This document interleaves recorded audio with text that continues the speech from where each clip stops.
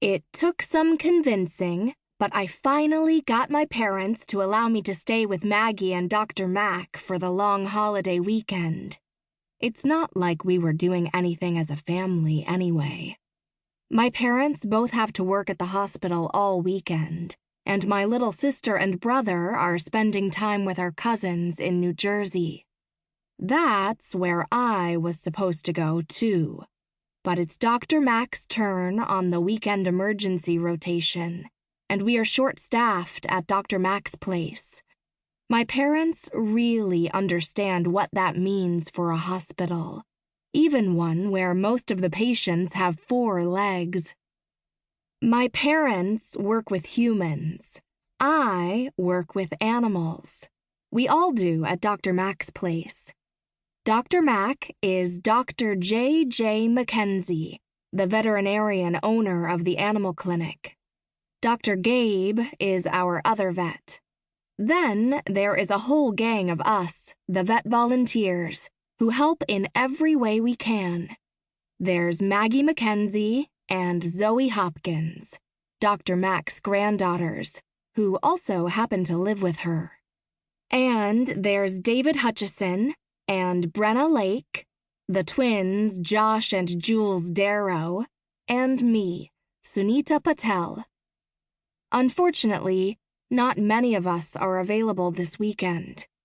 Jules and Josh went back to Pittsburgh, where they used to live, to visit friends, and David is on his annual camping trip in the Adirondacks. And at the last minute, Zoe decided to fly out to see her mother on the West Coast. So Maggie and I, and maybe Brenna, will hold down the fort with Dr. Mac and Dr. Gabe this 4th of July weekend. I lean across the front seat and give my mother a hug when she drops me off in front of the clinic. "Text me before you go to bed, Sunita," my mother says, squeezing my arm gently.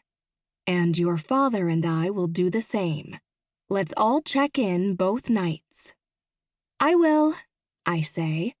"And tell Jasmine and Harshal I said hi," I add quickly.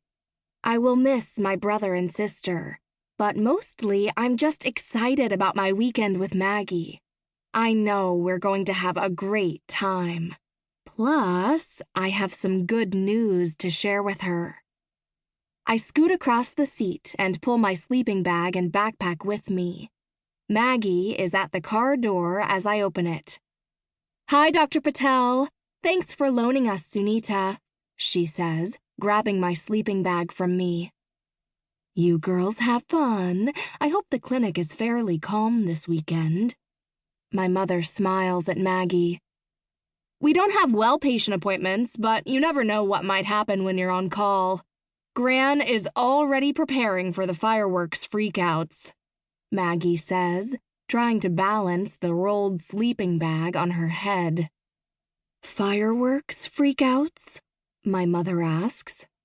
"Lots of dogs and some cats get scared when they hear fireworks," Maggie explains. "Just like they do in a thunderstorm. Sometimes we have extra cases come in. The animals try to hide from the noise. Sometimes they fall or get stuck and injured. Since we have 2 nights of fireworks this year, there's double the potential for trouble." I never thought about that. Poor things. My mother looks at me. She doesn't think I'm still scared of thunderstorms and fireworks, does she? Because I am not. Maggie takes the sleeping bag off her head and motions to the couple of cars in the parking lot. "We have 2 dogs and a cat in there right now that have a history of fireworks trauma. Gran is getting them set up with sedatives so they're dozy and won't freak out." Prevention of injury is always a smart plan, Mother says. We wave as she drives off. I'm practically skipping as we head inside to stow my stuff in Maggie's bedroom. "Whoa, Sunita, you're acting like one of those puppies that we had in the clinic a few weeks ago," Maggie comments.